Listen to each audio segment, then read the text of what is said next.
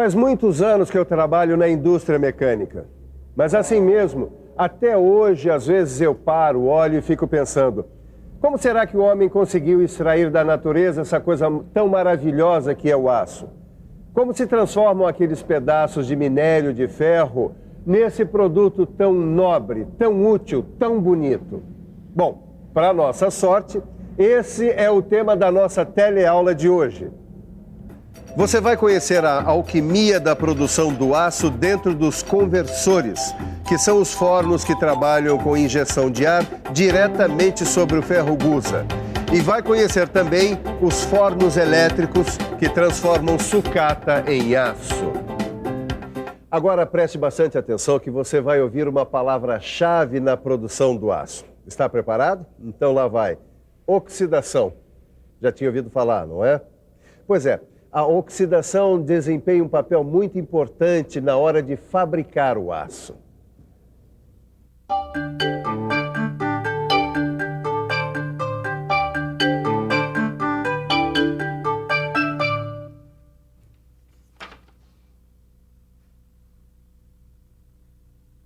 Oxidação, é isso. O quê? Você nunca tinha ouvido falar? Já tinha sim, mas eu não tinha entendido que a oxidação é fundamental para transformar gusa em aço. Você ouviu o que ele disse?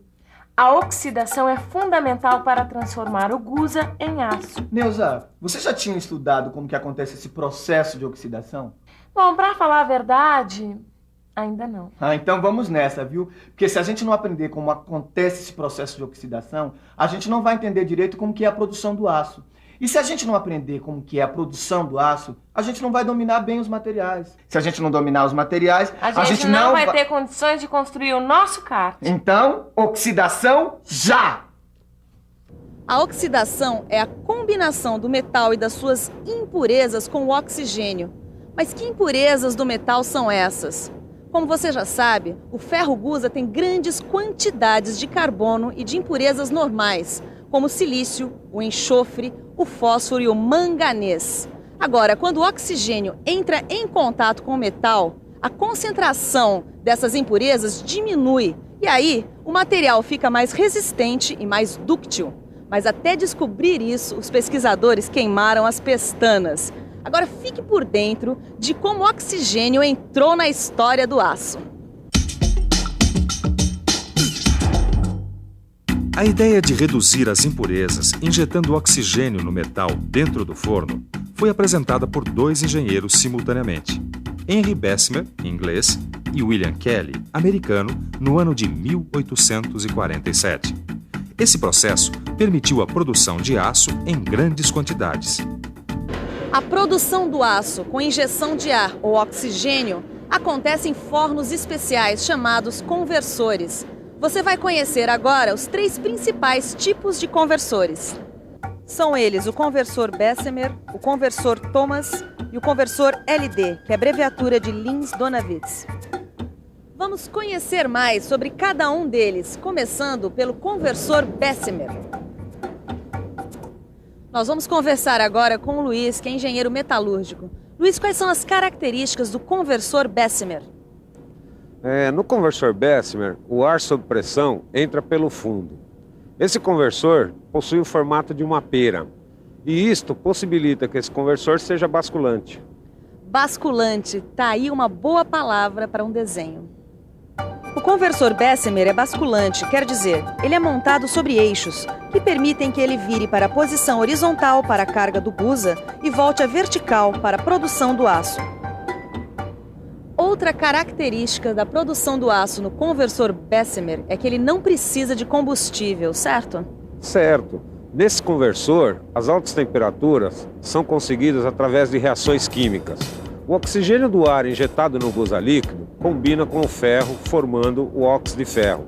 O óxido de ferro, por sua vez, combina com o silício, com o manganês e com o carbono, eliminando essas impurezas. Este processo dura cerca de 20 minutos. Gente, esse conversor Bessemer é fogo mesmo, hein? Já pensou fazer tudo isso em 20 minutos e ainda por cima sem usar combustível? Mas esse não é o único conversor, não. O conversor Thomas, que também é basculante, funciona de uma maneira bem parecida. Vamos dar uma olhada no conversor Thomas. O conversor Thomas também usa ar no processo. A diferença é que ele tem um revestimento que aceita alto teor de fósforo no ferro gusa. É isso? É isso. Esse revestimento também, ele resiste bem a ataques de escórias à base de cal. A desvantagem desse conversor é que ele não elimina o enxofre. E o refratário à base de dolomita também é atacado pelo silício. Quer dizer então que no conversor Thomas, o ferro gusa deve ter baixo teor de silício, certo? Exatamente. Esse conversor também é quente, hein, Edgar? Agora tem aquele outro que a gente ainda vai ver. Como é que ele chama mesmo? Peraí. Conversor LD. Ele também funciona à base de injeção do oxigênio no gusa líquido, como os outros. Só que ele injeta o oxigênio pela parte de cima do conversor. O conversor LD tem uma carcaça de aço revestida com materiais refratários. Agora, como é a injeção de oxigênio nesse conversor? Esse conversor ele tem uma lança metálica feita com tubos de aço com um bocal de cobre. Esta lança injeta oxigênio puro na superfície do gusa líquido. A temperatura na zona de impacto pode chegar a 3.000 graus Celsius.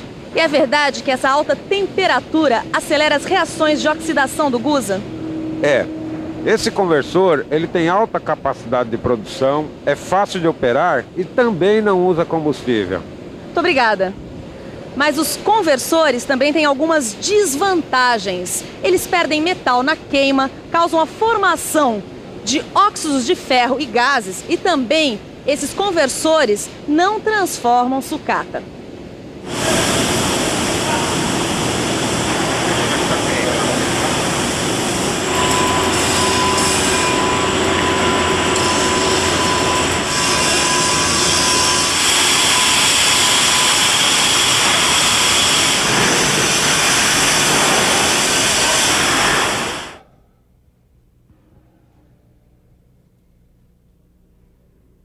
Você ouviu o que a repórter disse?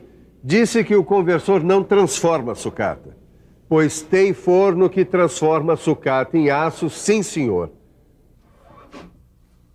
Neuza, você sabia que dá para fazer aço com sucata? Eu li num livro que nos fornos elétricos dá para fazer aço com esse material. Eu sabia sim. Nesse processo, a energia elétrica se transforma em energia térmica. Por ela acontece a fusão do gusa com a sucata, claro, que em condições controladas de temperatura e oxidação do metal líquido. Tô gostando de ver, hein? Tá estudando mesmo. E tem mais. Esse processo com sucata e adição de elementos de liga pode dar um aço fantástico, de alta qualidade. Agora, tem que ser em forno elétrico. Então vamos estudar os fornos elétricos.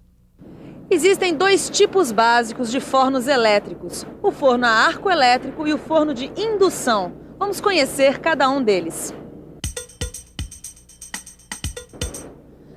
Esse aí é o forno a arco elétrico. Ele tem uma carcaça de aço feita com chapas bem grossas e um fundo abaulado, como aqueles copos de cristal grosso. Vamos conhecer como é o esquema do forno a arco elétrico por dentro. Por dentro, este forno tem revestimento de material refratário. Na abóboda, bem em cima, ficam os eletrodos, que junto com a carga metálica formam o arco elétrico. A carga do forno a arco elétrico é basicamente sucata e fundente à base de cal. E durante o processo acontecem algumas reações químicas, como a oxidação, a desoxidação e a dessulfuração. Você vai conhecer melhor essas reações químicas estudando no seu livro, porque agora nós vamos dar uma olhada rápida num outro forno que só processa sucata, o forno de indução. Este forno tem um estômago de avestruz, processa tudo. Ele tem um gerador com motor de acionamento, bateria de condensadores e uma câmara de aquecimento. Olha só como ele funciona. Repare, a câmara de aquecimento também é basculante. A bobina de indução fica na sua parte externa. O cadinho é feito de massa refratária socada nessa câmara. A sucata se funde pelo calor produzido pela própria carga. Depois que a fusão se completa, quando a temperatura desejada é conseguida, adiciona-se cálcio, silício e alumínio, que são os desoxidantes do processo.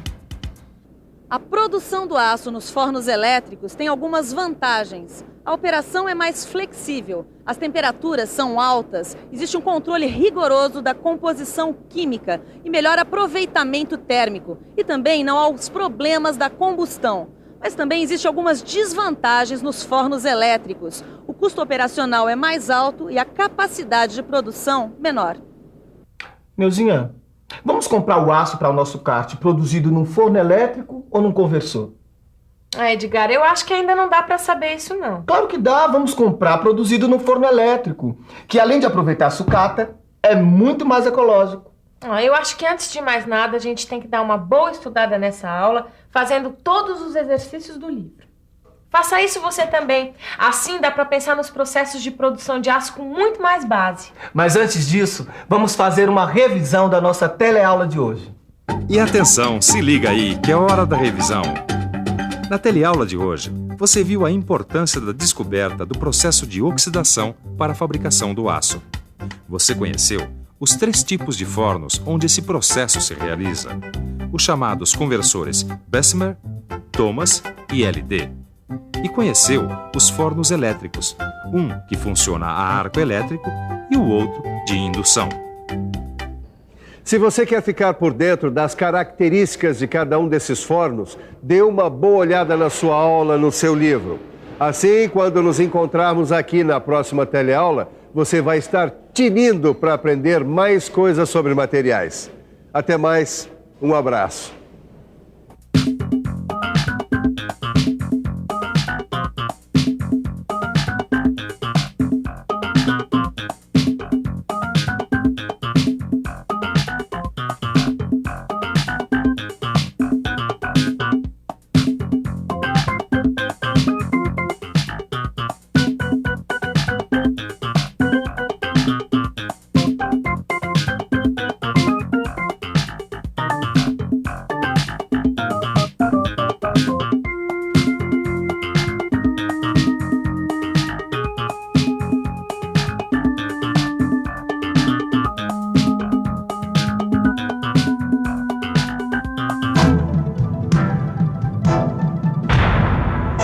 Telecurso 2000, um programa de educação do Sistema Fiesp e da Fundação Roberto Marinho.